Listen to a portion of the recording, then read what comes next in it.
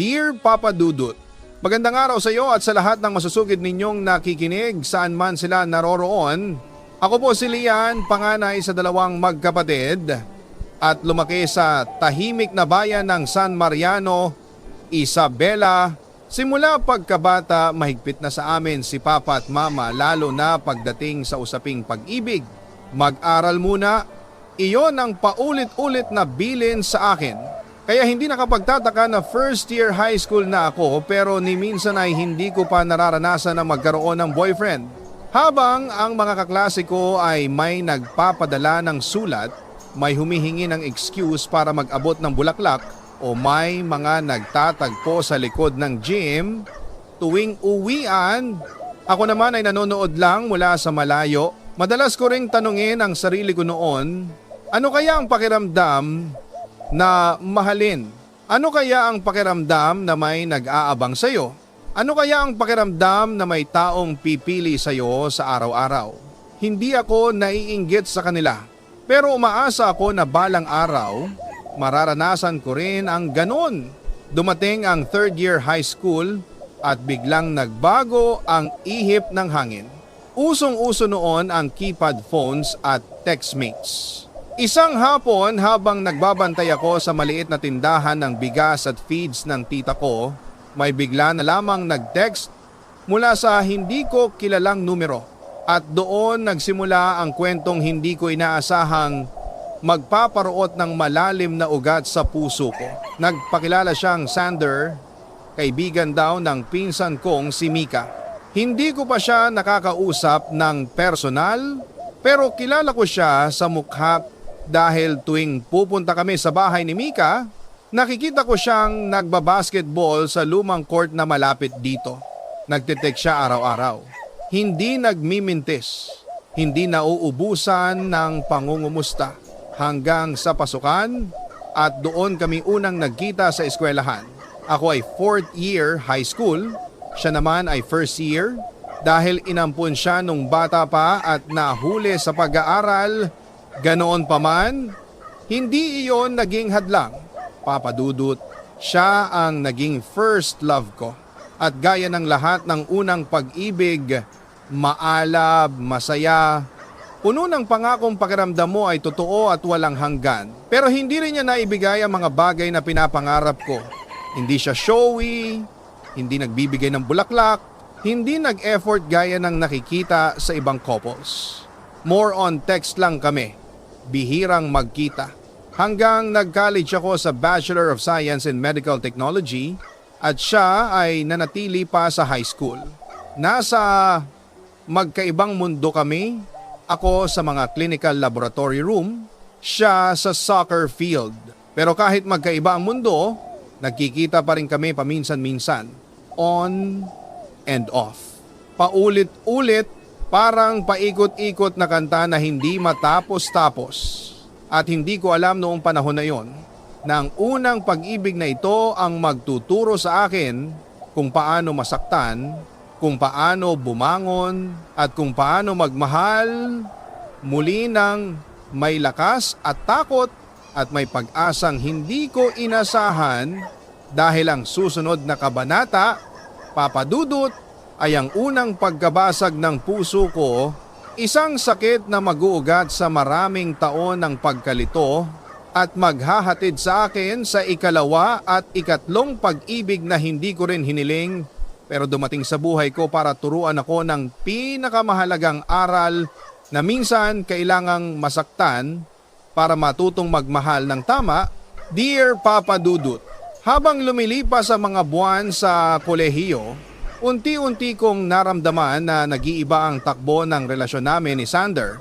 Ako ay abala sa hospital duties, laboratories, case studies at night shifts. Habang siya naman ay abala pa rin sa pagiging estudyante sa high school at sa pag-iensayo para sa soccer team nila. Magkaibang oras, magkaibang mundo, pero pilit pa rin naming hinahawakan ang isa't isa. Ngunit, Papa Dudut, ang hawak na iyon ay unti-unting dumudulas. Hindi na kami nagkikita ng madalas at kapag nagkikita man, parang wala na ang dating saya. Madalas na selosan, tampuhan, pagod at sa bawat buwan hindi nawawala ang break at balikan. Parang sirang plaka, pareho ng tono, pareho ng sakit. Umabot ng mahigit 4 na taon ang ganitong setup pero kahit gaano kahaba wala namang nagbago. Walang pag-level up, walang direksyon. Hindi man lang kami nag-date na parang normal na magkasintahan. Pinagkakasya namin ang relasyon sa text at tawag na tila ba iyon lang ang kaya naming ibigay. Hanggang isang araw, dumating ang pinakamalaking dagok sa buhay pag-ibig ko. 3rd year college ako noon. Nasa clinical duty ako kasama ang grupo ko. Naka-scrub suit, pagod, pero determined matapos ang shift nang biglang tumawag si Sander. May kakaiba sa tono niya, hindi ko may paliwanag, pero ramdam kong may mabigat siyang sasabihin. At sa gitna ng amoy alcohol at klang ng stainless tray sa hospital ward, doon ko narinig ang mga salitang hindi ko inaakalang maririnig ko mula sa unang lalaking minahal ko. Lian, buntis si Meryl at ako raw ang ama. Tumigil ang mundo ko. Papa Dudut. Parang nawala ang tunog ng paligid. Parang huminto ang mga paa ko na ilang oras ng pagod sa duty. Hindi ko alam kung ano ang mararamdaman ko. Galit, poot, pagtataka, panghihinayang. Pero ang lumabas lang sa puso ko ay isang malalim na kirot. Isang sakit na parang may tumulos sa dibdib ko.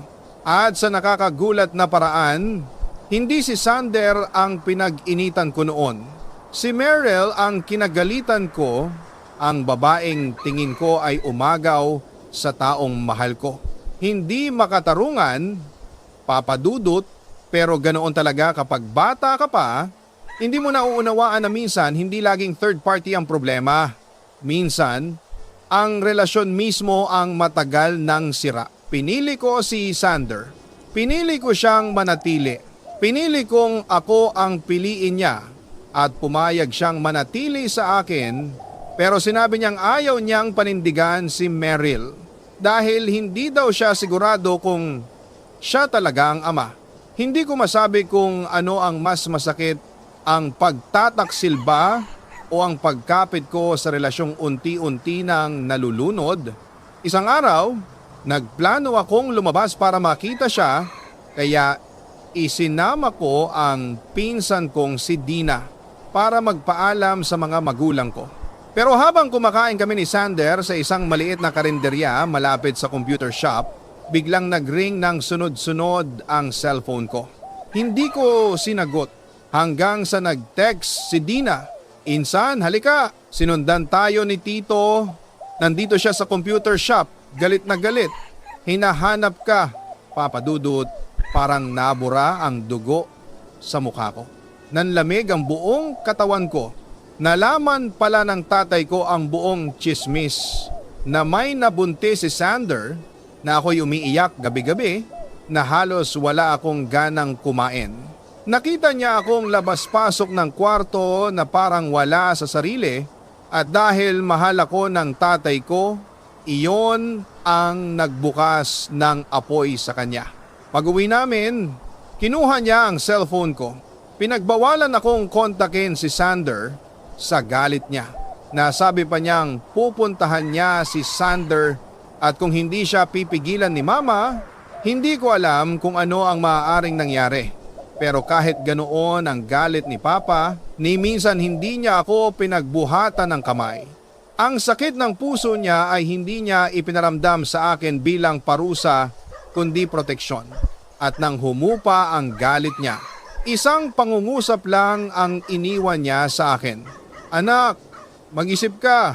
At iyon ang tumatak sa puso ko. Sa simpleng linyang iyon, naramdaman kong kailangan kong pumili, hindi lang para sa kanya, kundi para sa sarili ko. At doon nagsimulang pumasok ang katotohanan.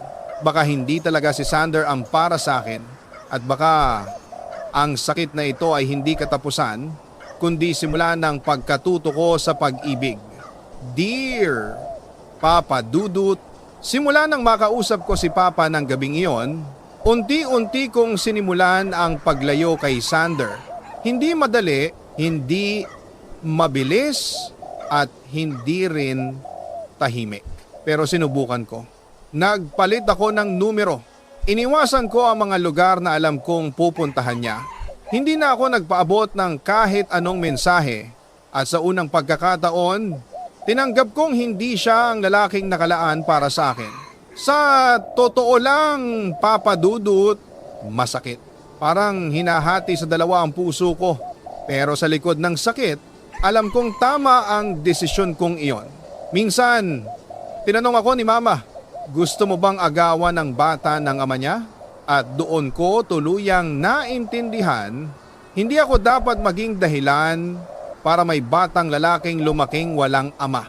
At hindi rin tama na ipilit ko ang isang relasyong hindi na totoo, hindi na buo, hindi na tama. At sa wakas, pinakawalan ko siya. Pagkalipas ng ilang buwan, naging tahimik ang puso ko.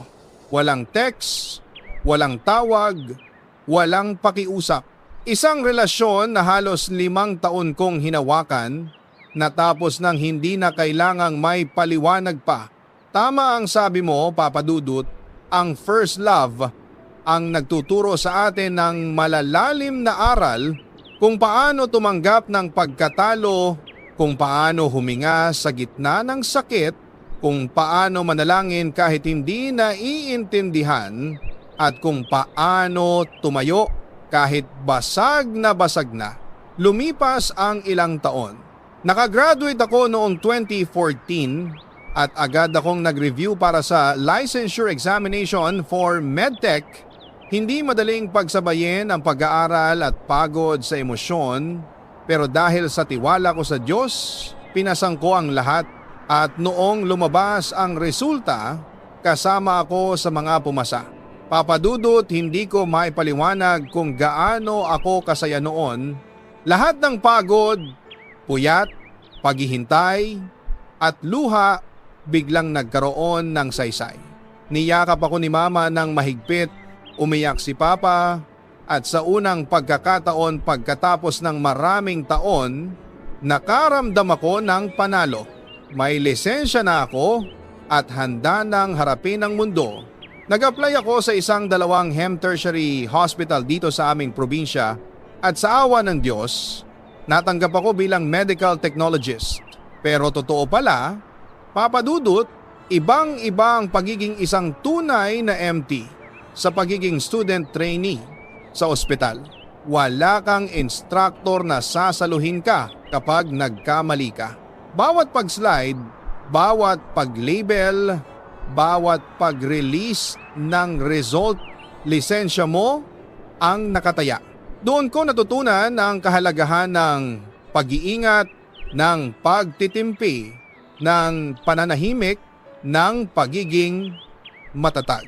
At habang unti-unti kong inaayos ang propesyon ko, may mga gabi pa rin akong napapaisip. Kaya ko pa bang magmahal ulit? Handa pa ba ako? O baka sapat na ang natutunan ko kay Sander? Wala pa akong sagot noon, pero ramdam ko sa puso ko, darating ang panahon na malalaman ko rin. Isang araw, tumunog ang notification ng Facebook ko. May nag-add sa akin isang lalaking hindi ko kilala. Nang i-accept ko, agad niya akong chinat. At doon nagsimula ang kwentong magbubukas sa second love ko. Hindi siya nanligaw, hindi siya nagpakilig, hindi siya nangako. Sinabi niya lang, subukan natin kung magwo-work, Papa Dudut. Sa una, hindi ko alam kung bakit pumayag ako. Siguro dahil pagod ako. Siguro dahil ayoko nang maging mag-isa. Siguro dahil gusto ko lang maramdaman na may nagmamahal ulit. At doon, dumating sa buhay ko si Marco. Hindi siya tipeng pogi, hindi siya tipeng romantic, hindi siya tipeng gentleman sa pelikula. Pero siya ang unang lalaki na nagpatawa sa akin matapos akong masaktan ng matagal at siya rin ang magtuturo sa akin ng isa pang malalim na aral sa pag-ibig na ang taong kaya kang patawanin, pwede rin palang maging dahilan ng pinakamalaki mong pagluha. Dear Papa Dudut, pagkatapos kong makilala si Marco, parang nagbukas ang pintong matagal nang nakasara sa puso ko. Hindi siya gwapo sa tipikal na pamantayan, pero may kung anong gaan sa presensya niya, yung tipong hindi ka natatakot maging totoo, maging mahina, maging ikaw. Pareho kaming licensed professionals. Ako bilang medical technologist, siya naman bilang nurse. Pero dahil sa hirap ng trabaho sa Maynila, nagtrabaho siya bilang call center agent. Araw-araw kaming nagtete habang nagpapahinga ako sa lab, habang naghihintay siya sa next call. Naging sandalan namin ang isa't isa. Sa gitna ng pagod ng propesyong wala halos pahinga. Hindi ko alam kung kailan, pero nahulog na lang ako. Tahimik, mabilis, buo at naging kami kahit hindi pa kami nagkikita in person.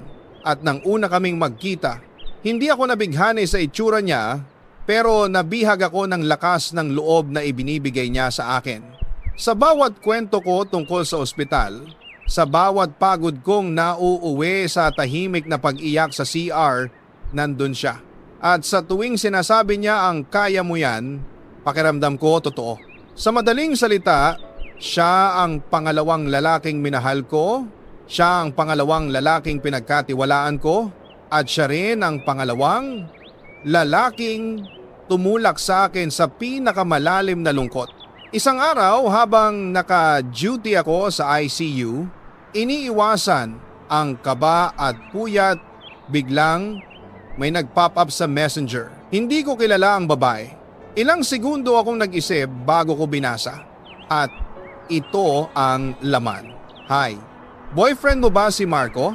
Kasi boyfriend din siya ng friend ko, si Shara. Nalaglag ang puso ko, Papa Dudut.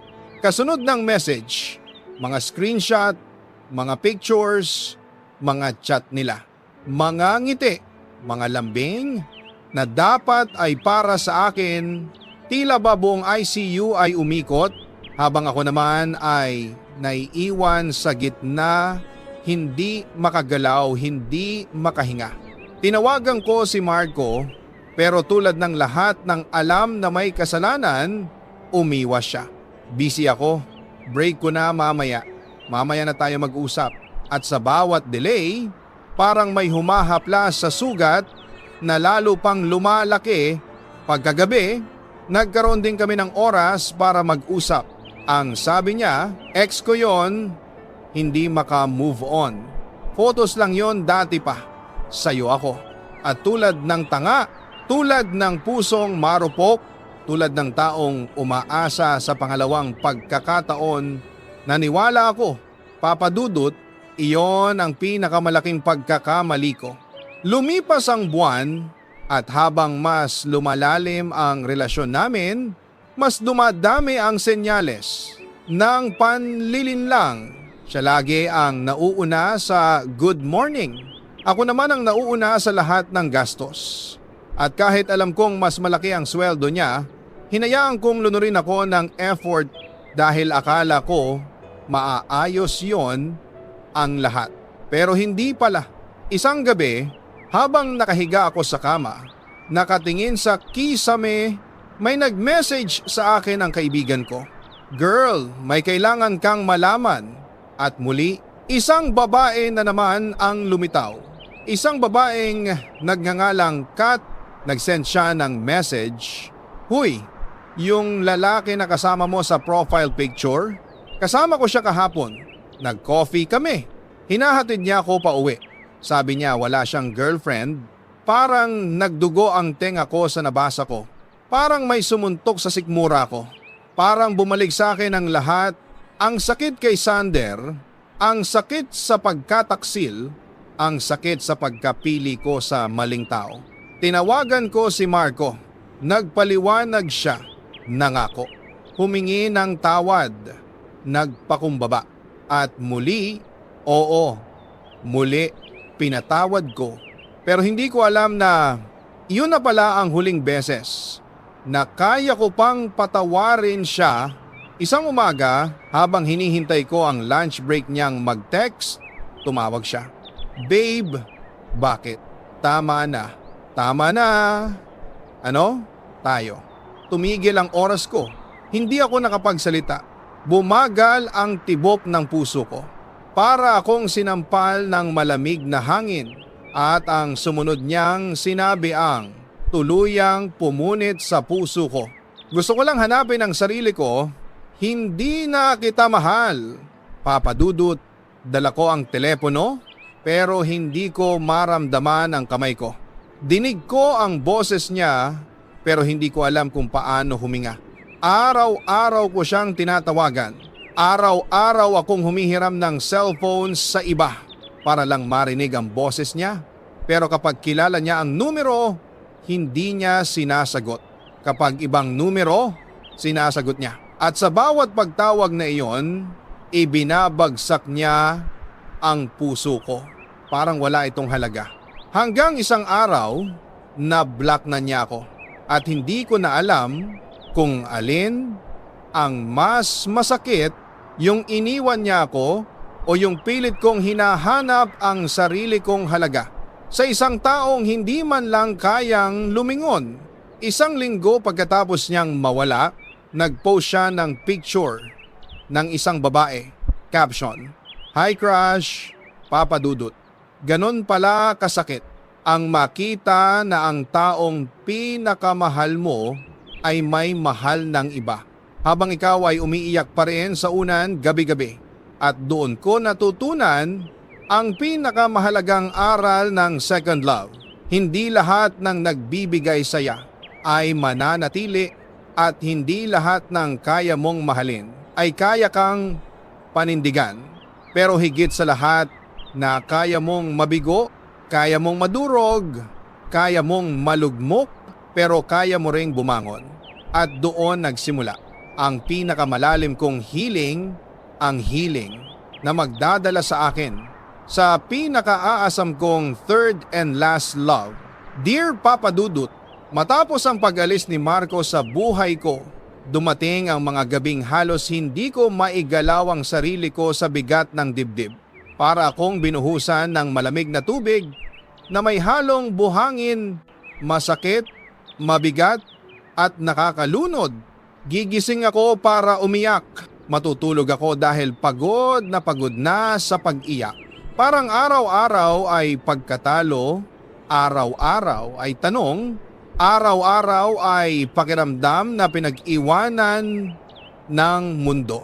Ang hirap, Papa Dudut. Sobrang hirap, pero kahit ganoon, hindi ko sinukuan ang sarili ko. Sa halip na maghanap ng taong pupuno sa kakulangan ko, nagdesisyon akong paunti-unting buuin ang sarili ko. Kahit basag, kahit mahina, kahit nangangapa.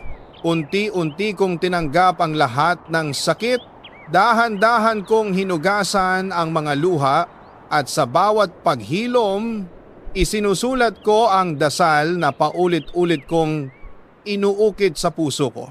Lord, sana po maging okay na ako.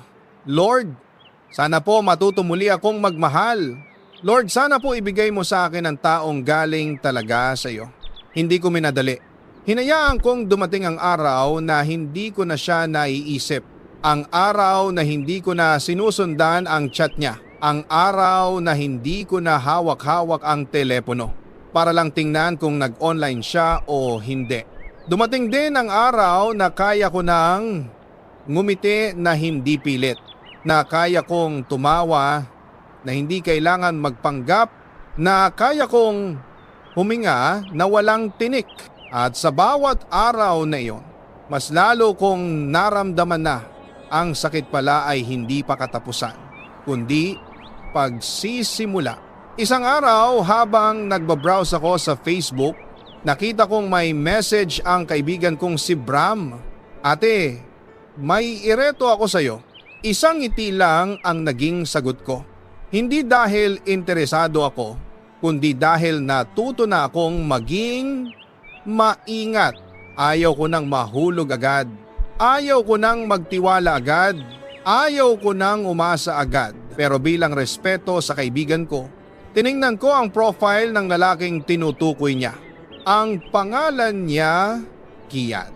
May bata sa featured photo niya. At sa unang tingin, naisip ko may anak na yata ito. Kaya hindi ko pinansin.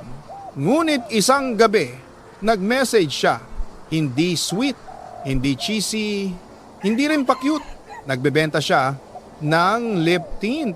At doon ako napatawa, Papa Dudut. Hindi dahil cute, kundi dahil napaka-random.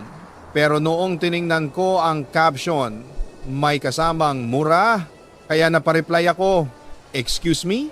Hindi ko alam kung bakit, pero doon nagsimula ang halos hindi napuputol na usapan naming dalawa. Nagpaliwanag siya kaagad. Nagsorry. Sinabi niyang na-forward lang niya ang caption. Hindi pala siya yung nag-post, hindi ako bumili. Pero hindi rin natapos ang chat namin. Unti-unti, dahan-dahan, tahimik. May kung anong lambot sa mga salita niya. Hindi siya nagmamadali. Hindi siya nagyayabang. Hindi siya nagpapa-impress. Natural lang, totoo. Simple, pantay. Hanggang sa isang araw, tumawag ang kaibigan kong si Bram. "Kasabay mo dyan si Kian sa jeep," sabi niya. Hindi ka lang niya kinakausap. Nagtinginan ako sa paligid at doon ko siya nakita. Tahimik, naka-earphones, nakatitig sa bintana. At sa isang iglap, naisip kong ang gwapo pala niya. Hindi ko siya pinansin, pero pag uwi ko ng bahay, siya ang chinat ko. Hindi hi, hindi kamusta. Ang message ko ay, "Uy, ikaw pala yun ha, hindi ka man lang umimik." Ganon ako kaprangka, Papa Dudut. Ganito ang ugali kong hindi ko tinatago. At mula sa gabing iyon, sunod-sunod na chat, tawag, video call, mga kwentong mababaw, mga kwentong malalim, mga kwentong hindi ko akalaing sasabihin ko ulit sa isang lalaki. At doon ko nalaman, yung batang babae sa picture ay pamangkin niya pala, hindi anak. Unti-unti kong naramdaman ang hiwagang hindi ko maipaliwanag.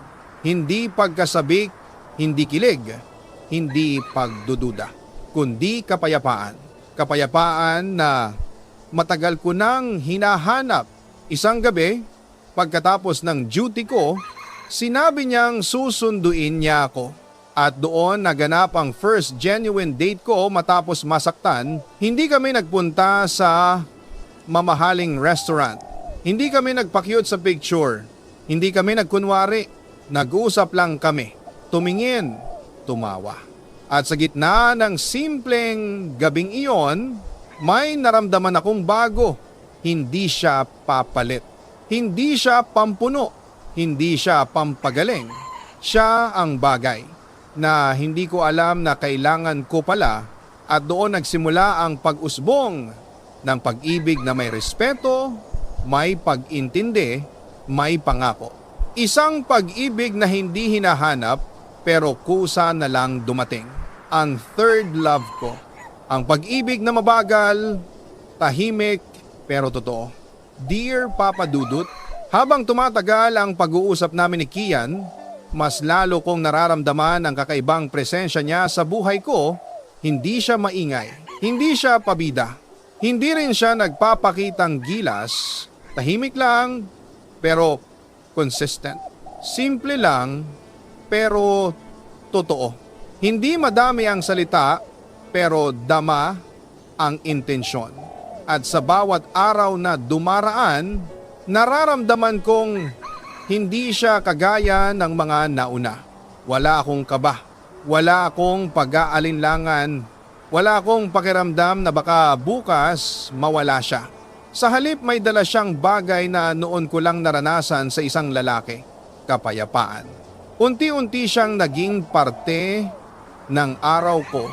Kapag night shift ako sa laboratory, nandyan siya, Hindi para guluhin ako, kundi para siguraduhin na nakakain ako kapag umuuwi ako ng pagod at antok. Nandyan siya. Hindi para makipag-away, kundi para manggumusta ng marahan kapag may problema ako. Hindi niya ako tinatawanan, hindi niya ako minamaliit, hindi niya ako pinipigilan umiyak. Nakikinig siya. Totoong nakikinig. At sa bawat pag-uusap namin, mas lalo kong nakikita na hindi lang siya mabait, kundi matured siyang mag-isip kahit mas bata siya sa akin ng 3 taon. Isang gabi, habang papauwi ako galing shift, nandoon siya sa labas ng gate ng ospital. Tahimik na nakasandal sa motor niya, may hawak na maliit na paper bag na may lamang ensaymada mula sa paborito kong bake shop. At doon siya nagsimulang manligaw. Hindi malaki, hindi enggrande, hindi paandar. Ensaymada lang, pero ramdam ko ang effort. Kapag may pasok siya, dumadaan muna siya sa bahay namin para bigyan ako ng maliit na pabaon kapag weekend. Nagsasama kami ni Mama sa palengke, tinulungan niya kaming magbuhat ng mga pinamili. At kapag nasa bahay ako, nanonood kami ng Korean movie sa maliit na kubo sa likod ng aming bakuran. Walang halik, walang pisil, walang kapilyuhan. Paggalang lang at papadudot, iyon ang pinaka nagustuhan ko sa kanya. Isang gabi, nag-text siya ng kakaiba. Pakitanong kay Coco kung pwede ko daw ligawan ang amo niya. Si Coco, ang aso ko. At doon ako unang napangiti ng totoo, hindi pilit, hindi masakit, hindi sinusugal. Cute, simple, magaan. At mula noon, formal na siyang nanligaw. 1 buwan. 1 buwan at kalahati, 1 buwang puno ng consistency. 1 buwang walang lukso ng kaba, kundi lukso ng tiwala. Hanggang dumating ang araw na handa na akong sumagot. December 17, 2017. Araw na malamig ang hangin, pero mainit ang kaba sa dibdib ko. Nagkita kami sa paborito naming maliit na restaurant. Naka-ready ako, maliit na bote. May lamang paper fortune cookies. Lahat isinulat ko sa maliliit na papel. I love you. Mahal kita. Handa na ako. At oo, tinatanggap ko ang pag-ibig mo. Inabot ko sa kanya ang bote. Bumunot ka? Sabi ko. Depende sa mabubunot mo, doon nakasalalay ang sagot ko. Kinakabahan siya. Kinabahan din ako at nang mabuksan niya ang maliit na papel, nakasulat doon. I love you, Kian ng buhay ko. Napangiti siya. Napaluha ako. At sa gitna ng maliit na mesa, doon namin sinilyohan ang simula ng relasyon namin. Tayo na? Tanong niya. Oo, sagot ko. At unang beses kong naramdaman na tama ang sagot ko. Papadudot, hindi naging perpekto ang mga araw namin bilang magkasintahan. May takot pa rin ako, may trust issues, may sugat pa rin sa puso ko. Pero sa tuwing natatakot ako, siya ang unang nag-aabot ng lakas.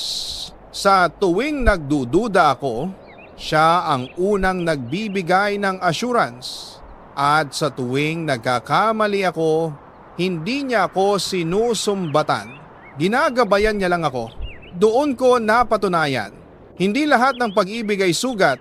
May pag-ibig na gamutan at iyon ay si Kian.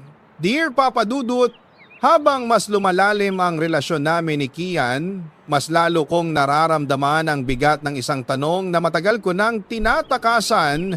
Hanggang saan kaya kami? Mahal namin ang isa't isa, pero alam ko sa sarili ko, hindi sapat ang pagmamahal kapag walang direksyong pangmatagalan. At bilang panganay sa pamilya, ramdam ko ang responsibilidad. Ramdam ko ang pangarap na gusto kong abutin. At ramdam ko rin na kailangan kong maghanap ng mas magandang oportunidad. Kaya kahit masakit, nag-apply ako abroad bilang medical technologists sa Middle East. Hindi ito madaling desisyon, Papa Dudut. Hindi lang ito tungkol sa trabaho. Isa itong pagkalas mula sa bahay, mula sa pamilya, at mula sa lalaking pinakamahal ko. Pero sinuportahan ako ni Kian. Hindi niya ako pinigilan. Hindi niya ako pinahirapan sa desisyon ko. Hindi niya ako pinagdudahan. Sa halip, hinawakan niya ang kamay ko at sinabing, kunin mo ang pangarap mo. Narito lang ako. Kahit gaano kalayo. At doon ako tuluyang umiyak. 3 araw, bago ang flight ko, umalis na kami papuntang Maynila.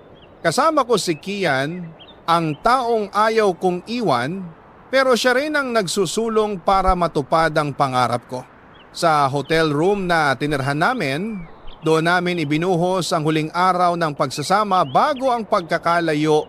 Hindi kami nag-away, hindi kami nagpigil ng luha, hindi kami nagpanggap na matapang. Nag-usap kami ng buong puso, nagpangakuan, ng hindi enggrande pero totoo. Kinabukasan, ang unang araw ng flight ko, hawak niya ang maleta ko. Nakasunod siya sa likod ko habang papasok ako sa airport. At nang dumating na kami sa departure gate, doon ko naramdaman ang pinakamasakit na yugto. Ang paghakbang palayo sa taong naging tahanan ko. Nagyakapan kami ng mahigpit, halos hindi kami makabitaw. Pero alam namin na kailangan. At bago ako lumakad papasok, sinabi niya, hindi kita iiwan, maghihintay ako. Magbabalik ka at nandito pa rin ako. Hindi ko siya nilingon pagpasok ko. Alam kong kapag lumingon ako, hindi ko na matutuloy ang flight. At doon nagsimula ang unang buwan ko abroad, ang pinakamahirap na buwan ng buong buhay ko. Papa Dudut, kung gaano kahirap ang homesick, doble ang sakit ng lovesick. May mga gabi akong umiiyak ng walang tunog para lang hindi marinig ng mga kasama ko sa kwarto. May mga araw akong naupo sa CR ng dorm habang pinipigilan ang hikbi.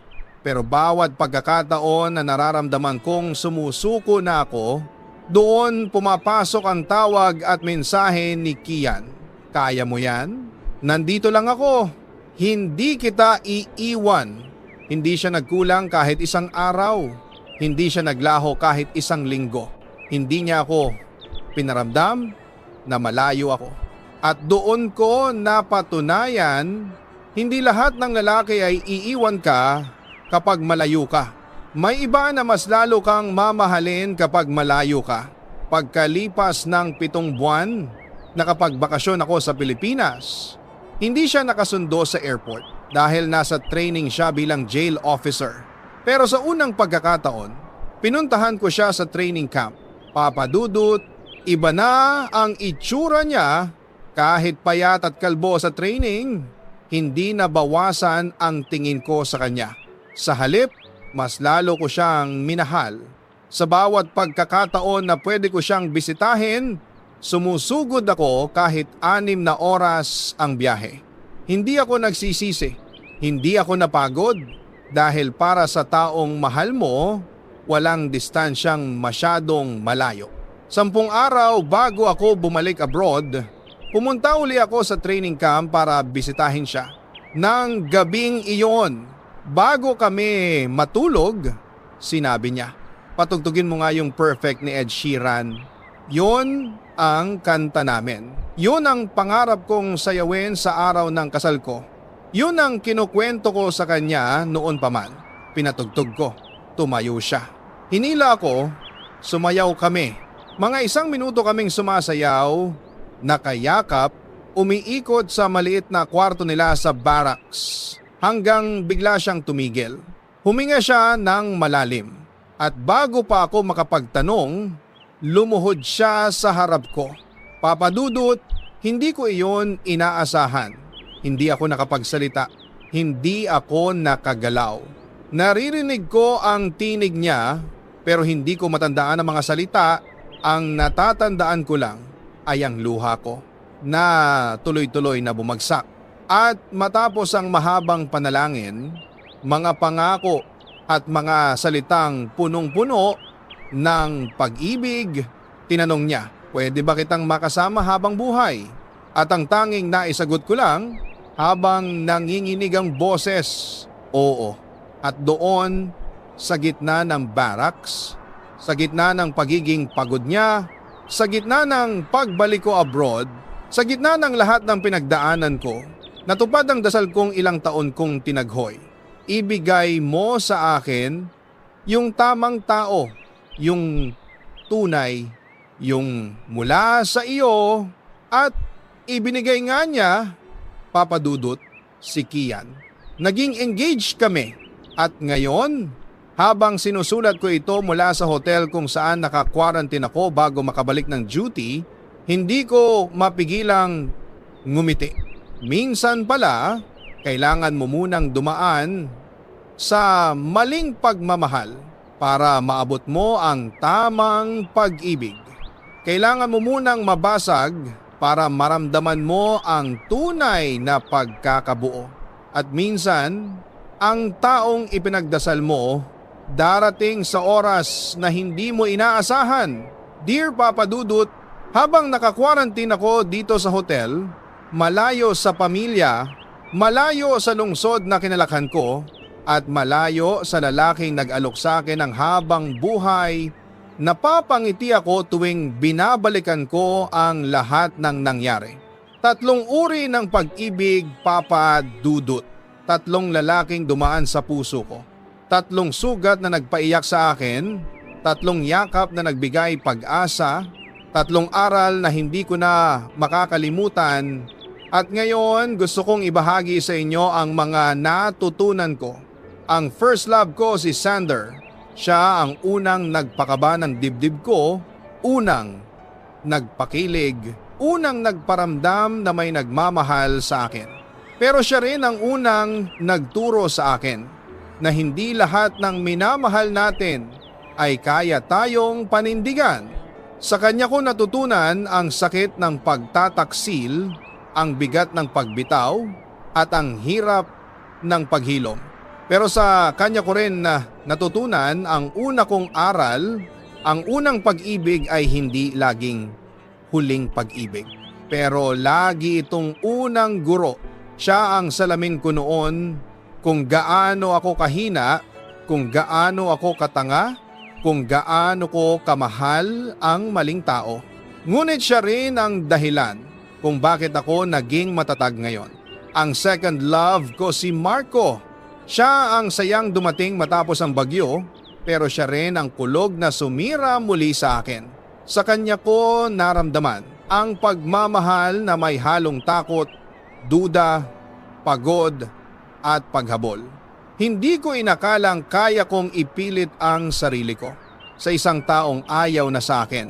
Pero natutunan ko ang pinakamalaking aral. Ang pangalawang pag-ibig ang magtuturo sa iyo kung paano magmahal nang hindi inuubos ang sarili. Siya ang nagturo sa akin kung gaano kahalaga ang self-worth, kung bakit mahalaga ang marunong kang lumayo kahit mahal mo pa. Naging wasak ako, naging luhaan, naging durog. Pero doon nagbukas ang pinto para sa pangatlong pag-ibig. Ang pangatlo si Kian, hindi maraming salita, hindi maporma, hindi enggrande, hindi paandar. Pero ang presensya niya ay parang mahinang ulan na tumutugtog sa bintana. Hindi maingay pero nakapapawi ng pagod at sakit. Wala siyang pangako na hindi niya kayang tuparin. Walang dahilan para pagdudahan siya. Walang araw na hindi niya pinaramdam na mahalaga ako. At sa dulo ng lahat, siya ang nagtanong ng tanong na pinakahihintay ng puso ko. Pwede ba kitang makasama habang buhay? At ang sagot ko, isang mahinhin pero buong-buong oo. Doon ko natutunan ang pinakamahalagang aral. Ang tamang tao ay hindi dumarating kapag handa ka, dumarating siya kapag hinanda ka ng panahon. Hindi sinayang ng Diyos ang bawat luha ko. Hindi niya hinayaang masayang ang bawat dasal ko. Hindi niya pinabayaan ang bawat gabing umiiyak ako. Lahat pala ng sakit ay paghahanda para sa mas magandang kwento. Kung nasasaktan ka ngayon, kung nagtatampo ka sa tadhana, kung naniniwala kang wala ng loyal, at kung iniisip mong baka hindi ka na mahal, gusto kong sabihin sa iyo ito. Hindi ka nag-iisa, hindi ka pababayaan. May tamang oras, may tamang paraan, at may tamang tao. Maaring hindi sila dumating bilang unang pag-ibig, hindi bilang pangalawa, hindi ngayong buwan, hindi ngayong taon, pero darating sila. At kapag dumating sila, mauunawaan mo kung bakit hindi nagtagal ang mga nauna, kung bakit ka nasaktan, kung bakit ka iniwan, kung bakit ka naghintay, kung bakit hindi nag-work ang mga dati. Dahil may isang tao na nakalaan para sa puso mo. At kapag dumating siya, magiging malinaw ang lahat. Nagpapasalamat po ako dahil binigyan ninyo ako ng pagkakataong ikwento ang buhay pag-ibig ko. Naway magsilbi itong inspirasyon sa mga nakikinig na kahit ilang beses kang masaktan, may isang beses na magpapabago sa lahat. Ako po si Mara at ito ang kwento ng tatlong pag-ibig na humubog sa puso kong akala ko ay hindi natatama sa tamang tao. Maraming salamat po Papa Dudut at maraming salamat sa mga tagapakinig na patuloy na naniniwala. Dito sa Papa Dudut Stories, hindi ka nag-iisa. May nagmamahal sa iyo.